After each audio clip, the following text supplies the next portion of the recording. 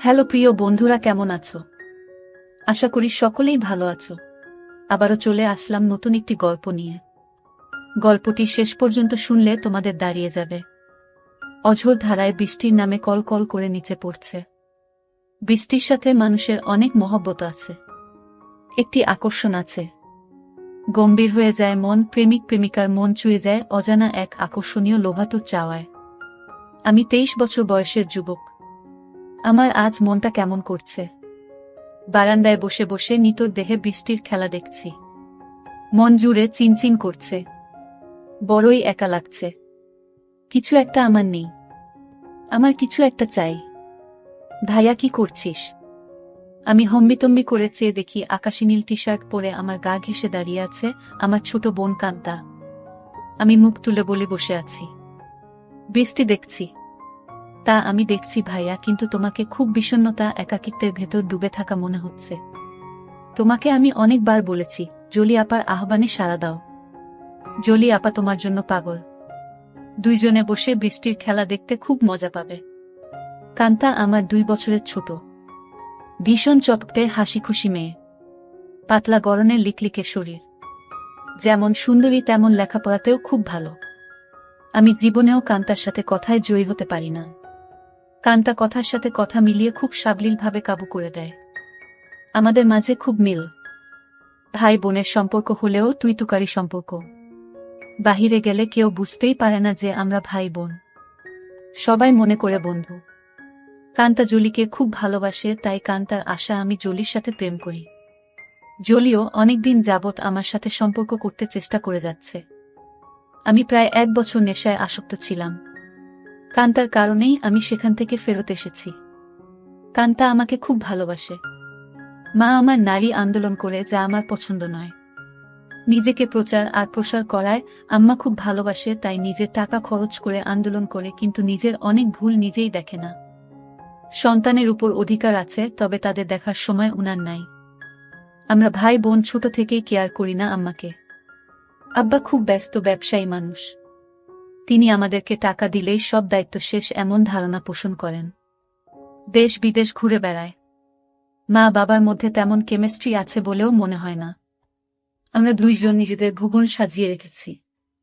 আড্ডা মারা, বাহিরে যাওয়া, ঘুরে বেড়ানো সব আমরা একসাথেই করি। কান্তা আমার ঘাড়ে হাত রেখে বলে, ভাইয়া, জলি আপা খুব ভালো মেয়ে, তোমাকে সুখী রাখবে। হ্যাঁ বলে দাও। আমি ফোন করে দেই, দেখবে এই বজ্রপাতে কাক ভেজা শরীর নিয়ে তোমার কাছে হাজির হয়ে যাবে।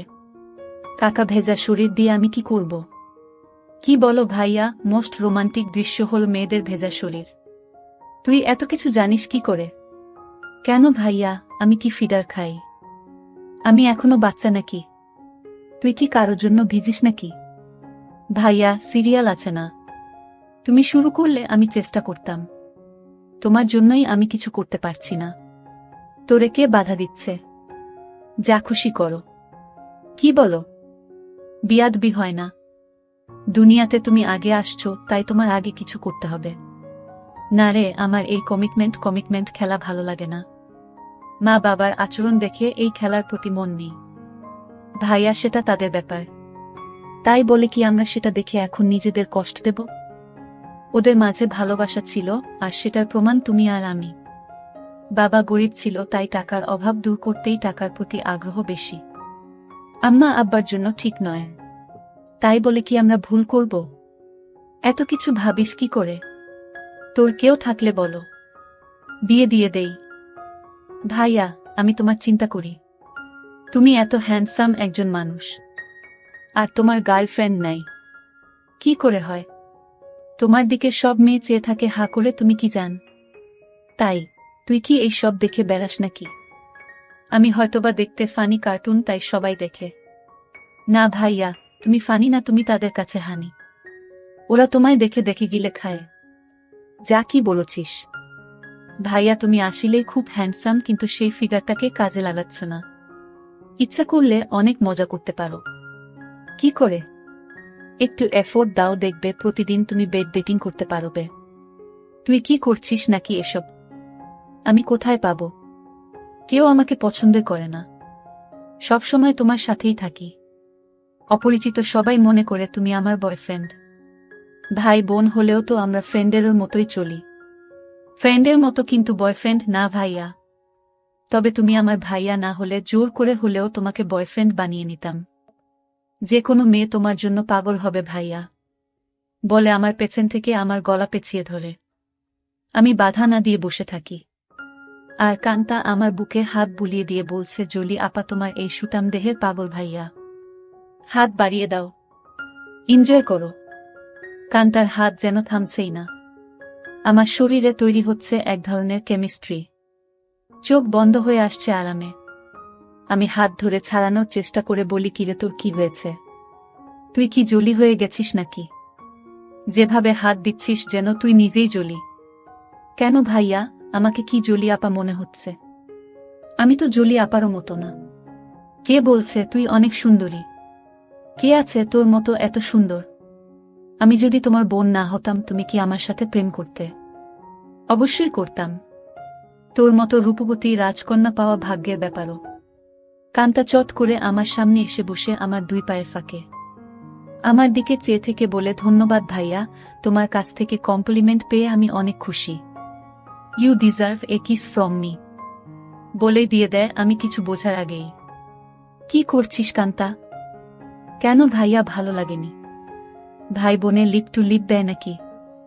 কুইক হয়। নো প্রবলেম ভাইয়া, বলে আমার মুখের খুব কাছাকাছি মুখ রেখেই কথা বলছে। সত্যি বলতে কি আমার ভালোই লেগেছে। কান্তা যেমন বুঝে গেছে সেটা তাই চট করে বলে উঠে, ইউ এনজয় ইট ভাইয়া। আমার দিকে চেয়ে বলে, সরি ভাইয়া। উঠে দাঁড়িয়ে রুমে চলে যায়। আমি সেখানে বসে থাকি অনেকক্ষণ। কাজের মেয়ে ডাকে সাড়া দিয়ে খাবার খেতে যাই। কান্তা আজ খাবে না, তাই আমি একাই খেয়ে রুমে গিয়ে ঘুমিয়ে যাই। কান্তার সাথে আমার দেখা হয় না আজ 2 দিন। লজ্জায় আমিও দেখা করার ইচ্ছা করিনি, কিন্তু আজ আমাদের নানিকে দেখতে যাওয়ার কথা এবং খালাতো ভাইয়ের বিয়ের ব্যাপারে আমাদের অনুষ্ঠানের পরিকল্পনা নিয়ে সকল আত্মীয়স্বজন নিয়ে মিটিং আছে সন্ধ্যায় খালার বাসায়। কান্তার মোবাইলে টেক্সট দিয়ে আমাকে জানিয়ে রেখে বলে সে খালার বাসায় চলে যাবে, যেন আমি মিস না করি, কিন্তু নানির বাসায় সে যাবে না। আমি নানির বাসা থেকে খালার বাসায় গিয়ে দেখি সবাই বসে আছে। আমাদের মিটিং শেষ করে রাত 12। একটা হোভার ডেকে বাসায় আসি। প্রায় সবাই গাড়ি নিয়েছিল, কিন্তু কান্তা কারো লিফট নিতে নারাজ। বাসায় এসে যার যার রুমে চলে যাই। আম্মা জানতে চাইল মিটিং কেমন হলো এবং আমরা কি করব। আমরা দুইজনই কালকে বলবো বলে বিদায় নিই। আম্মা শুধু বলল, আগামীকাল আমরা কক্সবাজার যাব, তোরা কি যেতে চাস নাকি? আমি বললাম না। কান্তা জবাব না দিয়ে চলে যায়। আব্বা আম্মা দুপুরের ফ্লাইটে কক্সবাজার চলে গেলে আমি আর কান্তা বাসায় বসে আছি। তখন কান্তা বলে, ভাইয়া চলো আজ আমরা বাহিরে ডিনার করি। আমি রাজি হতেই কান্তা ধন্যবাদ দিয়ে কাজের মেয়েকে বলে, আমরা রাতে খাবো না আজ, তুই ইচ্ছা করলে ছুটি নিতে পারিস, কালকেও আমরা থাকব না। আমাদের আগেই কাজের মেয়ে চলে যায় তার স্বামীর বাসায়। আমরা বিকালে বাহির হই ডিনারের জন্য। কান্তা ইচ্ছা করে খুব সুন্দর একটা ড্রেস পরে। দেখতে খুব সুন্দর লাগছিল। ড্রেস দেখে কেউ বলবে না আমি তার ভাই। ভাইয়ের সাথে ডিনার করতে যাচ্ছে। কান্তার চেয়ে থাকা যেন আমার ভালো লাগছে না। কি যেন সে বলতে চায়, কি যেন লুকিয়ে আছে কান্তার ভেতরে। ভাইয়া তুই আমার প্রতি রেগে আছিস? সেটা কিন্তু একটা ফান ছিল, কেমন করে যেন একটু বেশি হয়ে গেল, তাই না? সরি ভাইয়া, বাদ দে সেই কথা। আমরা তো ভাই বোন, কিন্তু বন্ধু বটে। আমরা ডিনার করে রাত 10টায় আমরা বাসায় চলে আসি। কান্তা ড্রেস চেঞ্জ করে নিচে টিভি দেখতে আসলে দেখে আমি বসে আছি। ভাইয়া চেঞ্জ করে আস, মুভি দেখব। আগামীকাল কয়েকজনকে ডেকে নিয়ে পার্টি দেব। কি বলো? বেশি না, তুই যাকে ইচ্ছা বলে দিস আসতে। আমি রাজি, যেন ওসব জিনিস না আনে। আমি একটা শর্ট পরে নিচে এসে একটা হিন্দি মুভি দেখছি। কান্তাও শর্ট পরা। মা বাবা না থাকলে আমরা প্রায় সময়ই তা পড়ি। অনেকক্ষণ কান্তা কোনো কথাই বলেনি। অন্য সময় মুভি পছন্দ না হলে বা সাউন্ড বেশি কম নিয়ে ঝগড়া করে। আমি প্রথম কথা বলি, কিরে কান্তা কফি খাবি?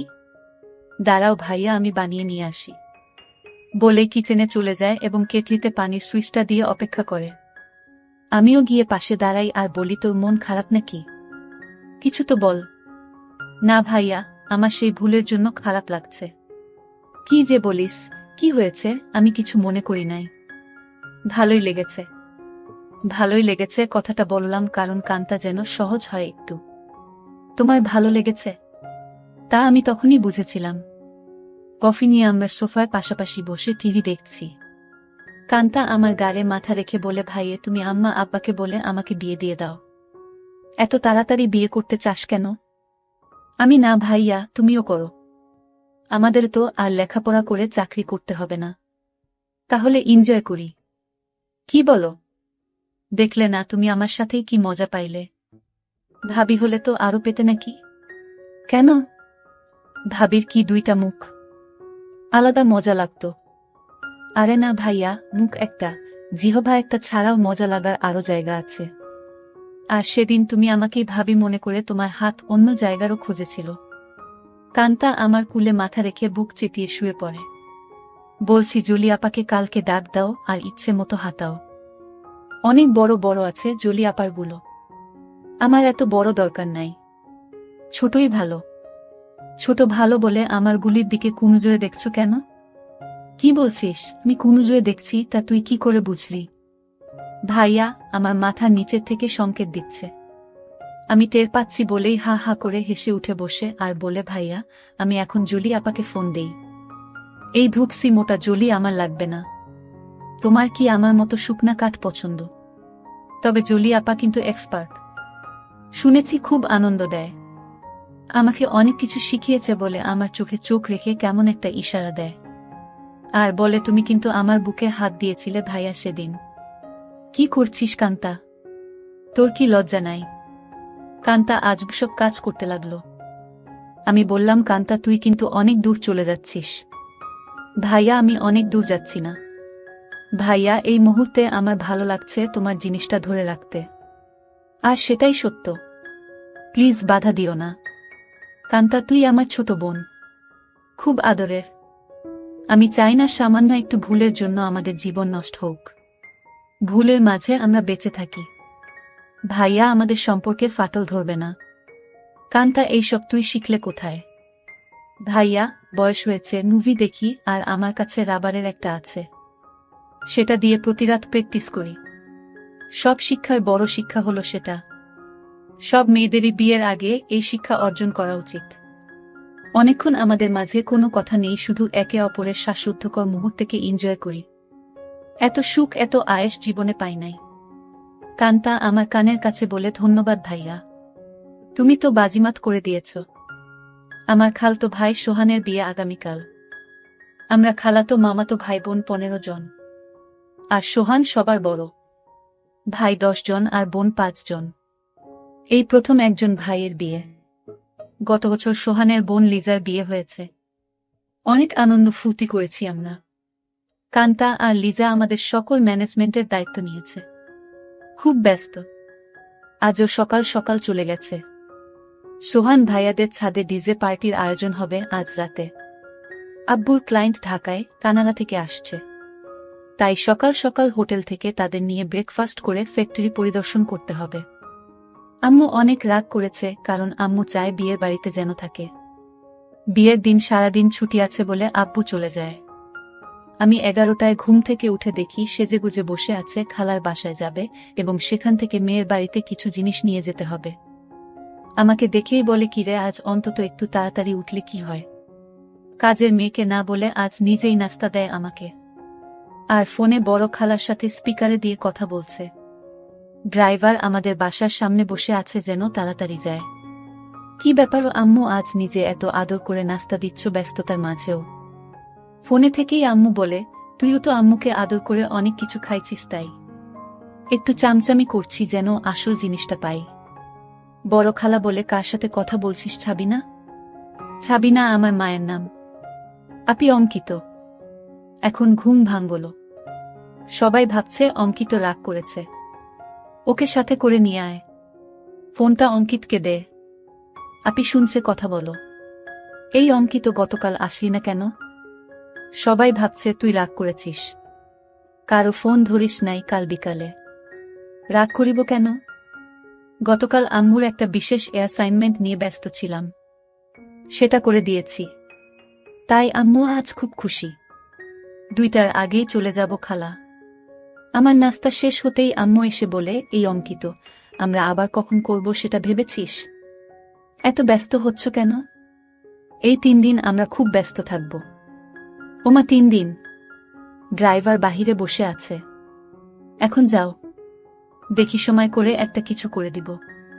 কাজের মেয়েকে 3 দিন ছুটি দিয়ে আম্মু বলে, যা তোর স্বামীর সাথে এনজয় করো।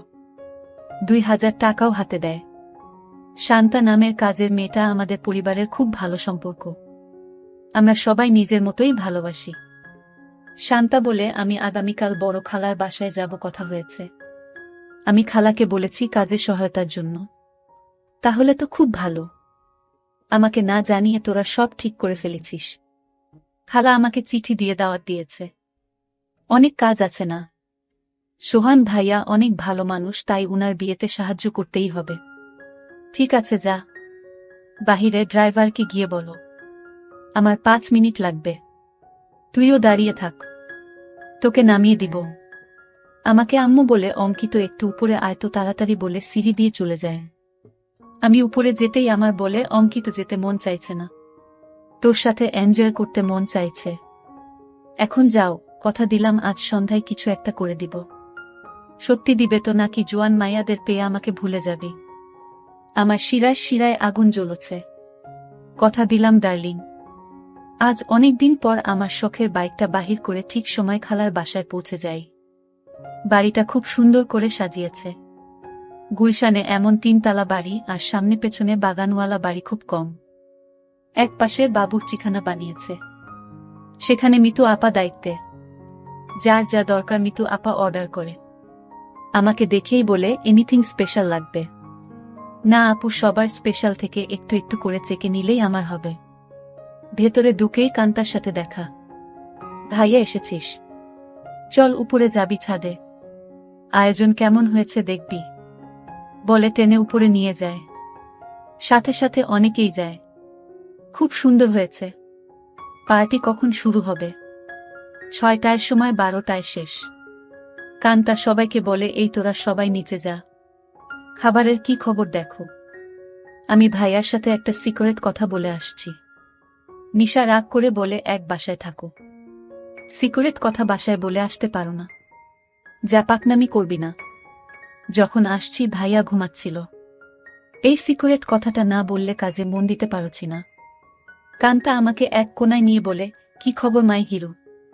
রাতে টায়ার্ড ছিলে তাই বলে কি দরজা বন্ধ করে ঘুমিয়েছিলে? সকাল থেকে ছটপট করেছি, জানি তুই ডিস্টার্ব করবি তাই বন্ধ করে দিয়েছিলাম ভালো ঘুমের জন্য। ভাইয়া, আমরা 1 বোতল শরাব নিয়ে আসছি, রাতে খাবো। খাবি নাকি? দেখা যাক। কান্তা মুচকি হাসি দিয়ে চলে যায়। জমে উঠেছে আমাদের ডিজে পার্টি। সোহানের চোখে মুখে আনন্দ। 3 বছরের প্রেমিকা তিন্নি বউ হয়ে ঘরে আসছে। মা বাবা ভাই বোন বন্ধু বান্ধব মিলিয়ে প্রায় 15 জন মানুষ ছাদে খাচ্ছে, গল্প করছে, মিউজিক শুনছে, ড্যান্স করছে। আমার কাছে এই সব আনন্দ খুব বাড়াবাড়ি মনে হচ্ছে। অর্থা টাকা পয়সা নষ্ট। দেশে অনেক গরিব আছে, সেই দিকে খেয়াল রাখা উচিত আমাদের। আমি কথা প্রসঙ্গে সোহান ভাইয়ার সাথে শেয়ার করি। সোহান ভাইয়া উঠে দাঁড়িয়ে মাইকের কাছে চলে যায় এবং মাইক হাতে নিয়ে বলে, লেডিস অ্যান্ড জেন্টস, আমার ছোট ভাই অঙ্কিত এইমাত্র আমাকে বলল ওর কাছে এই পার্টি খুব বাড়াবাড়ি মনে হচ্ছে। অর্থা আমরা টাকা পয়সা খরচ করছি। অঙ্কিতের কথাটা আমার ভালো লেগেছে। আমি আমার ব্যক্তিগত ফান্ড থেকে 5 লক্ষ টাকা আমার খালা ছাবিনার মাধ্যমে গরিব অসহায় মহিলাদের সাহায্য করব। সবাই হাত তালি দিয়ে সোহান ভাইয়ার চেয়ে আমাকেই বেশি ধন্যবাদ জানায়। আম্মু আমার কাছে এসে বলে, অনেক খুশি হয়েছি। আরও বেশ কয়েকজন এই ফান্ডে দান করেন। প্রায় 30 লক্ষ টাকার প্রমিস হয়। আম্মু মাইকে গিয়ে সবাইকে ধন্যবাদ জানিয়ে বলে, কি করে সঠিকভাবে এই ফান্ড ভালো কাজে ব্যবহার হয় সেই জন্য অঙ্কিত সোহান আমার সাথে কাজ করবে। সোহান ভাইয়া আমাকেই দায়িত্ব দিয়ে দেয় যেন আম্মুর সাথে কাজটা সঠিকভাবে করি। আম্মু আবার আমার কাছে এসে বলে, আর দেরি সহ্য হচ্ছে না। আম্মু পাগল নাকি তুমি? কান্তা আমাদের পাশে এসেই বলে, কি খবর ভাইয়া? আম্মুর নতুন পার্টনার হয়ে গেলে। আমি কান্তাকে বলি, তুই ইচ্ছা করলে আমাদের পার্টনার হতে পারিস। বিনিময়ে কিছু দিতে হবে নাকি? আমাকে কিছু দিয়ে দিস হয়ে যাবে। এই কথাই তো আম্মু বলছিল, আর তুই চলে আসলি। দিয়ে দিব, নিয়ে যেও, পার্টনার হতে চাই বলে চলে গেল। আম্মু আবার বলে, এই অঙ্কিত কিছু বলো না। আমার এখন চাই। এখন কোথায় কি করে হবে? শত শত মানুষ। আমি জানি না, তুই একটা কিছু করো, নয়তো সবার সামনে খুলে ধরব কিন্তু। আম্মু কথা শেষ করতে না করতেই ফোন বেজে ওঠে। আম্মুর খুব ঘনিষ্ঠ বান্ধবীর স্বামী কার অ্যাক্সিডেন্ট করেছে। আম্মুর সাহায্য চায়। আম্মুর পরিচিত হাসপাতালে আছে। ওদের অবস্থা তেমন ভালো না। আম্মু সবার কাছে বলে কিছুক্ষণের জন্য যেতে চায়, সাথে আমাকেও নিয়ে যেতে চায়। সবাই তাড়াতাড়ি চলে আসার কথা বলে দেয়। কান্তা আমার পাশে এসে বলে, ভাইয়া কি খবর? আম্মু, দেখি তোমাকে ছাড়া এখন চোখে পথ দেখে না। কি ব্যাপার? আম্মু কান্তাকে বলে, তুই যদি যেতে চাস চল আমাদের সাথে। না আম্মু, তোমাদের ডিস্টার্ব হবে আমি গেলে। আমি এখানেই আছি। সোহান ভাইয়া ড্রাইভার আমাদের নামিয়ে দেয় হাসপাতালে। আম্মু ডাক্তারের সাথে দেখা করে বলে, উনি আমার রোগী, আপনারা চিকিৎসা করুন, টাকা পয়সা আমি দেখব। আম্মুর বান্ধবী শিলাকে সান্ত্বনা দিয়ে বলে, চিন্তা করিস না, ঠিক হয়ে যাবে। তোরা কোনো টাকা দিস না, আমি পরে এসে সব ঠিক করব। তোর কাছে টাকা না থাকলে বলিস। সোহানের বিয়ে বাসায় বহু মেহমান আমার জন্য অপেক্ষা করছে। আমি এখন যাই। আমরা একটা ট্যাক্সি করে সোজা আমাদের বাসায় চলে আসি। আমার রুমে ঢুকে আম্মু বিছানায় গিয়ে আমাকে বলে, কই তুই আয়, আমাদের হাতে সময় নাই, মাত্র 1 ঘন্টা সময়।